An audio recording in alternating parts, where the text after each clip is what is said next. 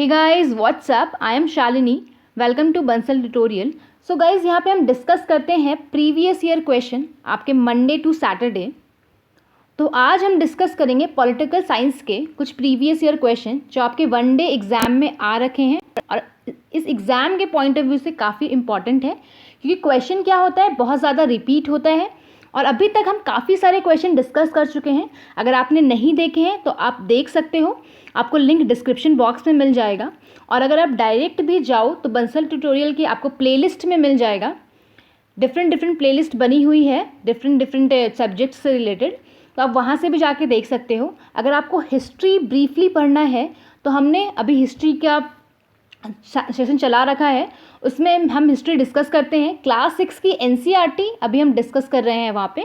Later on 7-8 करेंगे, फिर हम स्टैंडर्ड बुक भी उठाएंगे। तो ऐसा चल रहा है, आप देख सकते हो। चलिए आज पहला क्वेश्चन देख लेते हैं। आज का क्या है? आज का पहला क्वेश्चन है आपका, मैच द फॉलोइंग प्रेसिडेंशियल। आपको देखना है कि ये जो कॉलम दिया हुआ है, ये जो कॉलम है, कौन सा सही कॉलम लगा हुआ है और मिलान लगाना है सही आपको। तो प्रेसिडेंशियल है separation of power system, parliamentary है close relationship between executive and legislature, federal system division of power, unitary system आपका कंसंट्रेशन ऑफ पावर। तो ये आपके ऑप्शंस हैं, तो आप बताइए क्या ऑप्शन सही लग रहा है आपको। तो जब भी आपको कोई क्वेश्चन दिखे तो आप कमेंट सेक्शन में इसका आंसर लिख सकते हो, नहीं तो आप कॉपी पेन भी साथ में लेके बैठा करो, आप उसमें आप आंसर लिख सकते हो, ताकि आपको वीडियो के एंड में पता लगे कि आपको कितना स्कोर आ रहा है और आप अपने स्कोर पे और मेहनत कर सको, ताकि आपका स्कोर और इम्प्रूव हो सके। चलिए गाइस, का आंसर है आपका आंसर ए है आपका सही लगा हुआ है ये सारा ऑप्शन। प्रेसिडेंशियल है सेपरेशन ऑफ पावर, प्रेसिडेंशियल है आपका separation of power. Presidential system में क्या होता है कि आपका जो एग्जीक्यूटिव और लेजिस्लेचर है वो दोनों अलग अलग होते हैं। एग्जीक्यूटिव हो गए जो आपका नियम कानून को लागू कर रहे हैं, लेजिस्लेचर हो गए जो बना रहे हैं, ओके। और पार्लियामेंट्री सिस्टम में होगा close relationship between executive and legislature and also executive is accountable to legislature. इसमें क्या होगा, एग्जीक्यूटिव और लेजिस्लेचर के बीच में क्या होगा, आपका क्लोज रिलेशनशिप क्लोज होगा और ये दोनों एक दूसरे के प्रति अकाउंटेबल होंगे। मतलब अगर ये कोई कानून बना रहे हैं तो जो ये लागू करेंगे तो ये इनको जवाबदेह होंगे और ये इनके लिए जवाबदेह होंगे। जैसा प्रेसिडेंशियल सिस्टम, जैसा आप अमेरिका में जानते हो कि अमेरिका में एग्जीक्यूटिव और लेजिस्लेचर के बीच में इतना क्लोज रिलेशनशिप नहीं है, अपने नियम कानून के दोनों ही एक दूसरे के लिए जवाबदेह ही नहीं है। लेकिन हमारे यहाँ क्या पार्लियामेंट्री सिस्टम है, यहाँ हर एक जो आपका चैनल है, एग्जीक्यूटिव, लेजिस्लेचर, जुडिशरी, सब आपस में इंटरकनेक्टेड है, सब आपस में एक दूसरे के रिलेशनशिप में है, एक दूसरे पर इंटरडिपेंडेंट है। अब फेडरल सिस्टम की बात करते हैं, division of power between central and state. तो फेडरल सिस्टम जो है वो आपका कनाडा से लिया गया है। हमने बहुत सारी चीज़ें अपने संविधान में लागू की है डिफरेंट कंट्री से लेके। तो फेडरल सिस्टम जो हमने लिया है वो हमने कनाडा से लिया है। इसमें क्या है, आपका डिवीज़न होता है पावर का, मतलब सेंट्रल और स्टेट के बीच में डिवीज़न होगा पावर का। आपने देखा होगा कि हमारे यहाँ क्या होता है, सेंटर में अलग सरकार होती है, लेकिन स्टेट में अलग भी होती है और सेंटर वाली भी हो सकती है। लेकिन इनके पास जो पावर होता है वो इनको भी थोड़ी सी पावर देती है और इनको भी पावर मिलता है क्या, ताकि वो स्टेट के चीज़ों को आराम से रेगुलेट कर सके।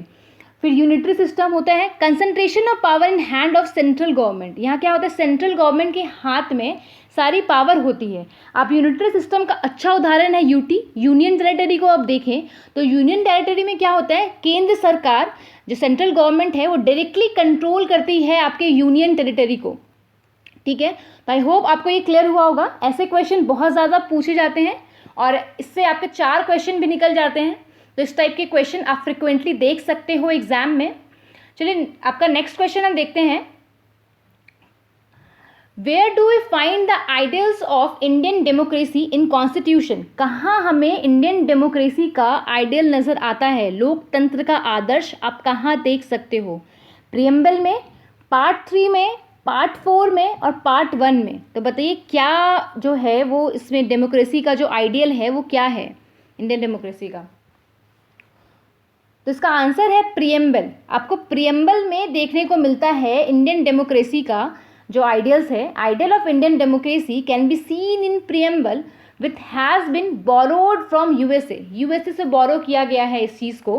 तो जैसा कि मैंने आपको बताया, हमारे कॉन्स्टिट्यूशन में काफ़ी सारी चीज़ें दूसरे कंट्री से बोरो की गई है, जो सही है, अच्छी है, देखने में लग रही है, जिसको लग रहा है कि हम अपने देश में लागू कर सकते हैं।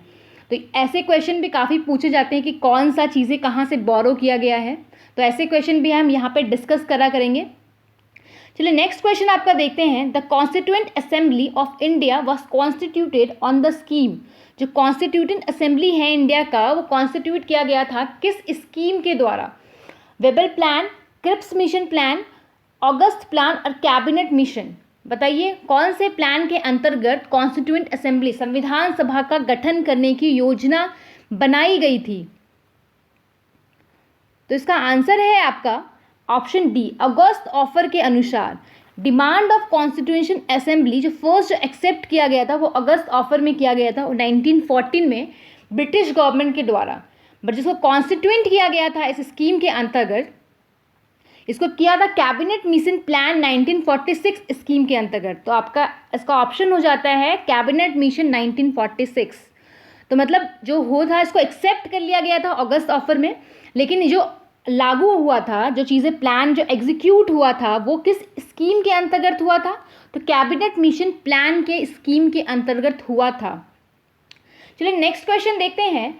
What does the wheel in the national flag represent? जो नेशनल फ्लैग का जो व्हील है वो किस चीज़ को रिप्रेजेंट करता है? आपके स्पीड को, ट्रुथ को, ग्रोथ को या फ्यूचर को? तो बताइए किस चीज़ को रिप्रेजेंट करता है आपका नेशनल फ्लैग? राष्ट्रीय ध्वज का जो पहिया है वो किस चीज़ को रिप्रेजेंट करता है? तो उसका आंसर आप बता सकते हैं कमेंट सेक्शन में।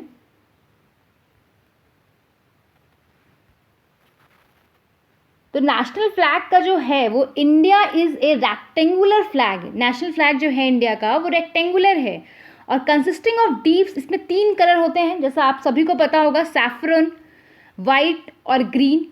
और इसमें 24 जो होती है वो स्पोक होते हैं। स्पोक का मतलब हो गया तिल्लियाँ, जो ऐसे करके जो लाइंस बनी होती है इनको स्पोक बोलते हैं इंग्लिश में। तो स्पोक व्हील है जो दिखाता है अशोक चक्र को, जो नेवी ब्लू में बनाया जाता है सेंटर में, और ये रिप्रेजेंट करता है आपका ट्रूथ, जस्टिस और फॉरवर्डनेस। ये दिखाता है कि ट्रुथ है, सच्चाई है, जस्टिस है, हम आगे बढ़ रहे हैं अपने देश में। तो इस चीज़ को ये रिप्रेजेंट करता है। तो आपका नेक्स्ट क्वेश्चन हम देख लेते हैं। Which of the following country has an non written constitution? कौन से कंट्री में नॉन रिटन कॉन्स्टिट्यूशन है? यूएसए में है, यूके में है, पाकिस्तान में है या फिर इंडिया में है? तो बताइए कहाँ पे है नॉन रिटन कॉन्स्टिट्यूशन? आप इसको एलिमिनेशन मेथड से भी कर सकते हो अगर आपको इसका आंसर नहीं पता है तो। देखिए इसका आंसर है यूके। यूके कैसे हुआ? देखिए यूएसए तो कट गया, क्योंकि यूएसए से ही हमने बहुत सारी चीज़ें बोरो की है, और यूएसए जो है पहला संविधान लागू किया था पूरे वर्ल्ड में। तो यूएसए तो कट गया आपका। पाकिस्तान, आपको पता है कि पाकिस्तान में रिटन कॉन्स्टिट्यूशन है। इंडिया तो लॉन्गेस्ट रिटन कॉन्स्टिट्यूशन की वजह से जाना जाता है, तो आपका ऑप्शन बच गया यूके। तो अगर आपको आंसर नहीं भी पता है तो आप एलिमिनेशन मेथड का यूज़ करके इसका आंसर सही कर सकते हो। तो non written constitution of an uncodified constitution, जो नॉन रिटन कॉन्स्टिट्यूशन है उसको अनकोडिफाइड कॉन्स्टिट्यूशन भी बोला जाता है, क्योंकि देखिए हम कुछ भी चीज़ें लिख नहीं रहे हैं तो उसको अनकोडिफाइड बोला गया है। Is a type of constitution जहाँ fundamental rules often take the form of, जैसे जो भी रूल्स रेगुलेशन लागू किए जा रहे हैं वो कस्टम्स बन गया है। कि देखिए फैमिली में, बहुत सारी फैमिलीज़ में होता है कि क्या बोलते हैं, लड़कों की जब लड़के बॉर्न होते हैं तो उसको बहुत ज़्यादा बढ़ावा दिया जाता है, और वही उस फैमिली में कस्टम बन जाता है सालों साल तक। हालांकि ये कस्टम सही नहीं है, बिल्कुल भी सही नहीं है ये कस्टम, लेकिन फिर भी ये कस्टम उनके फैमिली में क्या किया जाता है, अप्लाई किया जाता है और उसको रूल्स की तरह फॉलो किया जाता है। उसी तरह से जो नॉन रिटन कॉन्स्टिट्यूशन होता है तो वहाँ जो भी कस्टम्स फॉलो हो रहे हैं वो चीज़ें क्या होता है, वो सालों साल कैरी ऑन होती है, वो चीज़ों को लोग अपने ज़िंदगी में अपना लेते हैं। तो वही है custom usage president and A variety of statue and legal instrument. ये सब जो रूल्स रेगुलेशन है वो फंडामेंटल रूल्स होते हैं जो कि सिंगल डॉक्यूमेंट भी इन सब चीज़ का लिखा नहीं जाता है। मतलब इन सब के बारे में कहीं आपको कुछ भी लिखने को नहीं मिलेगा। लिखा हुआ नहीं मिलेगा, where all the laws are written, ठीक है। नो सिंगल डॉक्यूमेंट मिलेगा आपको जहाँ की सारे रूल्स रेगुलेशन लॉज एक जगह लिखा हुआ है। जैसा देखिए आप हमारा कॉन्स्टिट्यूशन उठाएंगे तो वहाँ हर एक छोटी से छोटी और मोटी से मोटी बातें लिखी होती है, बड़ी छोटी जैसी भी बातें हों, हर बात कॉन्स्टिट्यूशन में लिखा गया है। अगर किसी को इंडिया के रूल्स रेगुलेशन को जानना है तो अब वो कॉन्स्टिट्यूशन उठाएगा और कॉन्स्टिट्यूशन को पढ़ लेगा तो पता लग जाएगा कि भाई कहाँ पे क्या लागू हो रहा है। लेकिन यहाँ पे यूएस में क्या होगा, यूके में क्या होगा, अगर आप इनसे पूछोगे भाई बताओ तुम्हारे कॉन्स्टिट्यूशन कहाँ है क्या नहीं है, तो ये आपको एक जगह में जाके खड़ा कर देंगे और बोलेंगे भाई यही हमारा कॉन्स्टिट्यूशन है, आप देख लो समझ लो क्या चीज़ें कहाँ चल रही है, क्योंकि वहाँ पे कुछ लिखा हुआ है ही नहीं। और जो रिटर्न कॉन्स्टिट्यूशन है वो आपका ये हाँ, जो नॉन रिटन कॉन्स्टिट्यूशन है वो आपका यूके में है, न्यूजीलैंड में है, इजराइल में है। तो इन सब जगह में नॉन रिटन कॉन्स्टिट्यूशन है। तो आपसे यही पूछ सकता है, तो आपको इस ऑप्शन में न्यूजीलैंड और इजराइल भी आ सकता है, तो आपको इस बातों का ध्यान रखना है। चलिए नेक्स्ट क्वेश्चन देखते हैं। Which of the following judgement stated that secularism and federalism are the basic structure of constitution? किसने बताया धर्मनिरपेक्षता और संघवाद भारत संविधान का मूल विशेषता है? किस में ये निर्णय लिया गया, किस जजमेंट में यह निर्णय लिया गया? देखिए सेक्युलरिज्म होता है कि देखिए हमारा जो भारत है वो विभिन्नताओं का देश है। यहाँ पे विभिन्न विभिन्न जातियों के लोग विभिन्न यहाँ पे कस्टम्स रिलीजन फॉलो करते हैं, डिफरेंट सोसाइटी के लोग रहते हैं यहाँ पे, और सबको इक्वल अधिकार है अपने रिलीजन को फॉलो करने का। हमारा जो देश है धर्मनिरपेक्ष देश है, यहाँ पे किसी एक रिलीजन को बहुत ज़्यादा बढ़ावा नहीं दिया गया है। जैसे आप अगर सऊदी अरेबिया की बात करें तो यहाँ इस्लाम को बहुत ज़्यादा बढ़ावा दिया गया है, इनका मेन जो रिलीजन है वो इस्लाम है। लेकिन इंडिया का नाम जब भी आता है तो नाम आता है सेक्युलरिज्म का, जहाँ पे विभिन्न जातियों के लोगों को, विभिन्न रिलीजन के लोगों को इक्वल इम्पॉर्टेंस दिया गया है। किसी भी एक रिलीजन को एक्स्ट्रा फेवर नहीं करती है गवर्नमेंट। फेडरलिज्म की बात करें तो फेडरलिज्म में क्या होता है कि इक्वल डिस्ट्रीब्यूशन ऑफ पावर होता है। जो डिस्ट्रीब्यूशन होता है सेंट्रल और स्टेट के बीच में पावर का डिस्ट्रीब्यूशन किया जाता है। तो हमने फेडरलिज्म को भी अपनाया है। तो ये बेसिक स्ट्रक्चर है। बेसिक स्ट्रक्चर का मतलब है कॉन्स्टिट्यूशन में अमेंडमेंट करके आप कुछ भी चेंज कीजिए, कोई मतलब नहीं है। लेकिन जो कॉन्स्टिट्यूशन का जो बेसिक स्ट्रक्चर है, जो मूल चीज़ें हैं जो कॉन्स्टिट्यूशन की, वो चेंज नहीं होनी चाहिए। तो मूल जो बातें हैं वो कुछ भी चेंज न मत करो आप, भले आप अमेंडमेंट करके कुछ भी करो। तो ये बात किसने बताया, कब ये बात किस जजमेंट में बताया गया कि सेक्युलरिज्म जो है और फेडरलिज्म जो है वो हमारे जो कॉन्स्टिट्यूशन है उसका मूल विशेषता है? Kesavananda Bharati case, S R Bommai case, Indira Sawhney case और मिनर्वा मिल्स केस। बताइए किस केस में बताया गया है? यहाँ 4 केस के बारे में बताया गया आपको। तो इसका आंसर है जो कॉन्सेप्ट है जो आपका ये बी में बताया गया है। बेसिकली एसआर बोमाई केस में ये बताया गया था कि सेक्युलरिज्म और फेडरलिज्म जो है वो आपका क्या बेसिक स्ट्रक्चर है, आपका कॉन्स्टिट्यूशन का बेसिक फीचर है जिसको आप चेंज नहीं कर सकते हो, चाहे आप कुछ भी चेंज करो। तो जो कॉन्सेप्ट, जो बेसिक स्ट्रक्चर का कॉन्सेप्ट है वो कॉन्सेप्ट आया था केशवानंद भारती केस में। ये 1973 का केस है। सुप्रीम कोर्ट में केशवानंद भारती गए थे। इन्होंने कहा कि मेरा जो फंडामेंटल राइट है उसका हनन हो रहा है। तब सुप्रीम कोर्ट ने इस चीज़ को देखा और बोला कि फंडामेंटल राइट जो है वो बेसिक स्ट्रक्चर है कॉन्स्टिट्यूशन का। आप कुछ भी अमेंडमेंट कीजिए कोई दिक्कत नहीं है, लेकिन जो फंडामेंटल राइट है जो कि बेसिक स्ट्रक्चर है आपका कॉन्स्टिट्यूशन का, आप उसमें चेंज नहीं कर सकते हो।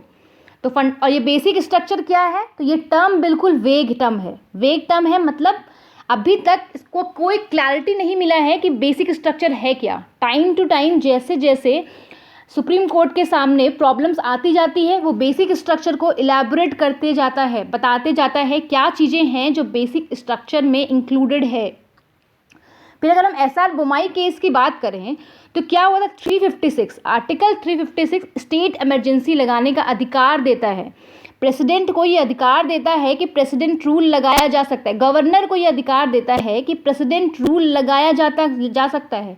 लेकिन देखने को ये मिला कुछ टाइम पहले हमें कि ये क्या था कि आर्टिकल 356 बहुत ही फ्रिक्वेंटली गवर्नर के द्वारा लगाया जा रहा था। क्यों लगाया जा रहा था भाई? इसलिए लगाया जा रहा था क्योंकि अगर कोई स्टेट गवर्नमेंट अगर गवर्नर की बात नहीं मान रही थी, सेंट्रल गवर्नमेंट की बात नहीं मान रही थी, तो क्या हो रहा था, वो उनको वहाँ से उस सत्ता से हटा के गवर्नर अपना प्रेसिडेंट रूल वहाँ लगा देते थे। तो ये चीज़ें हैं जो प्रेसिडेंट रूल वहाँ पे फ्रिक्वेंटली लगाया जा रहा था। तो सुप्रीम कोर्ट ने ये बताया कि भाई सेक्युलरिज्म जो है और फेडरलिज्म जो है, जो आपका संघवाद का जो ढांचा है, वो बेसिक स्ट्रक्चर है कॉन्स्टिट्यूशन का, आप फ्रिक्वेंटली इसको यूज़ नहीं कर सकते हो आर्टिकल 356 को। अगर हम मिनर्वा मिल्स केस की बात करें तो supreme court held that the Indian constitution जो है वो आपका बैलेंस होना चाहिए। इंडियन कॉन्स्टिट्यूशन वो उसी पर टिका हुआ है, फंडामेंटल राइट और directive principle of state policy होगा। तो डीपीएसपी ये इस पे टिका हुआ है। आप किसी एक चीज़ को लागू करने के लिए दूसरे चीज़ का पलड़ा ज़्यादा भारी नहीं कर सकते हो। इस दोनों के बीच में बैलेंस होना बहुत ज़रूरी है। मतलब अगर आपको डीपीएसपी लागू करना है तो इसका मतलब ये नहीं है कि फंडामेंटल को नीचे रख करके डीपीएसपी को उसके ऊपर लागू कर दो। फंडामेंटल राइट को लागू, आपको डीपीएसपी लागू करो आप, लेकिन फंडामेंटल राइट को आप नीचे नहीं कर सकते हो। बहुत ही किसी स्पेसिफिक सिचुएशन है जिसमें आपको लगे कि फंडामेंटल राइट को आप डाउनवर्ड करके डीपीएसपी को लागू कर सकते हो तो आप कीजिए, लेकिन आप फ्रिक्वेंटली डीपीएसपी को ओवर पावर करोगे फंडामेंटल राइट के ऊपर तो नहीं चलेगा। तो जो ये फंडामेंटल राइट है वो सबसे ऊपर आता है। तो directive principle of state policy जो है वो स्टेट के द्वारा लागू की जाती है। किस लिए लागू किया जाता है? तो इसलिए लागू किया जाता है ताकि स्टेट का कार्यकाल अच्छे से चल सके।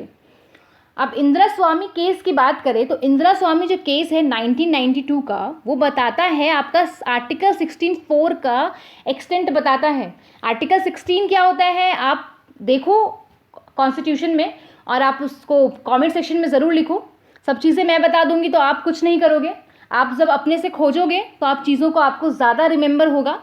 तो कुछ चीज़ें आप कुछ से भी करो। देखो कॉन्स्टिट्यूशन कैसे पढ़ना है, कैसे पढ़ोगे कॉन्स्टिट्यूशन, तो आप ऐसा कर सकते हो। कॉन्स्टिट्यूशन आर्टिकल के काफ़ी सारे ऐप आते हैं। बुक खरीदना अभी ज़रूरी नहीं है, अगर आप नहीं खरीदना चाहते हो तो बेयर कॉन्स्टिट्यूशन ऐसे आप बुक खरीद सकते हो। लेकिन बेयर जो कॉन्स्टिट्यूशन है इसके काफ़ी सारे ऐप अवेलेबल हैं आपके गूगल प्ले स्टोर में। तो वहाँ से बेयर कॉन्स्टिट्यूशन का कोई भी ऐप डाउनलोड कर लो, वहाँ सारे आर्टिकल्स लिखे हुए हैं। आप वहाँ से टाइम टू टाइम रेफ़र कर सकते हो जब भी आप पढ़ो। तो इसका फ़ायदा ये होगा कि काफ़ी हैंडी हो जाएगा, क्योंकि देखिए आप फ़ोन कहीं भी ले जाना नहीं भूलेंगे। तो कहीं पर भी आप कोई आर्टिकल देखेंगे तो आप फ़ोन में अगर आप खोजोगे तो उनको तुरंत मिल जाएगा। तो इससे आपको इंस्टेंट आंसर मिल जाएगा और चीज़ें आपके दिमाग में लॉन्ग टर्म के लिए सस्टेन रह जाएगी। तो आर्टिकल 16 जो उसका चौथा भाग है वो बताता है कि रिजर्वेशन बताता है, जॉब का रिजर्वेशन जॉब का होना चाहिए बैकवर्ड कास्ट के लिए। तो इस चीज़ को थॉरली एग्जामिन किया गया सुप्रीम कोर्ट के द्वारा। तो क्या था, पहले ये सामने सुप्रीम कोर्ट के सामने ये चीज़ लागू करना चाह रहे थे गवर्नमेंट कि 10% जो रिजर्वेशन है वो पुअरर सेक्शन को दिया जाए, जो हायर कास्ट के जो पुअर सेक्शन वाले लोग हैं उनको भी दिया जाए। मतलब 27% जो रिजर्वेशन आपको ओबीसी वाले जो कोटा को मिलता है वो तो साथ में मिले ही, लेकिन 10% ऐसे लोगों को भी रिजर्वेशन दिया जाए जो हायर कास्ट से बिलोंग करते हैं लेकिन पुअर सेक्शन है, फिर भी इनके पास पैसा ज़्यादा नहीं है। तो कोर्ट ने इस बात को रिजेक्ट किया, बोला 10% हम एडिशनल रिजर्वेशन नहीं देंगे, लेकिन 27% जो रिजर्वेशन का चीज़ है वो कैरी ऑन होता रहेगा। चलिए आपका नेक्स्ट क्वेश्चन है, when was the first central legislative assembly constituted? कौन सा पहला सेंट्रल कब लागू किया गया था? आपका फर्स्ट सेंट्रल लेजिस्लेटिव असेंबली कब गठन किया गया था इसका? 1922 में, 1923 में, 1921 में और 1920 में। तो इसका आंसर बताइए, कब बताया गया था सेंट्रल लेजिस्लेटिव असेंबली पहली बार? तो इसका आंसर है फर्स्ट सेंट्रल लेजिस्लेटिव असेंबली जो कॉन्स्टिट्यूट किया गया था वो 1921 में किया गया था। तो किसके द्वारा? तो गवर्नमेंट ऑफ इंडिया एक्ट 1919 के द्वारा इम्प्लीमेंट किया गया था आपको मॉन्टेग्यू चेल्मसफोर्ड रिफॉर्म्स के द्वारा। ठीक है, तो इसके द्वारा, इस रिफॉर्म के द्वारा इसे लागू किया गया था। और असेंबली में टोटल 145 मेंबर्स थे जो कि आइदर नॉमिनेट करके आए थे या इनडायरेक्टली इलेक्ट करके आए थे प्रोविंसेस के द्वारा। मतलब जो स्टेट में है वो राजा रजवाड़े जो उस समय हुआ करते थे उनके द्वारा ही इलेक्ट कर दिया गया था, उनके द्वारा चुन करके उनको भेजा गया था, या कुछ लोगों को ब्रिटिशर्स गवर्नमेंट ने नॉमिनेट किया था।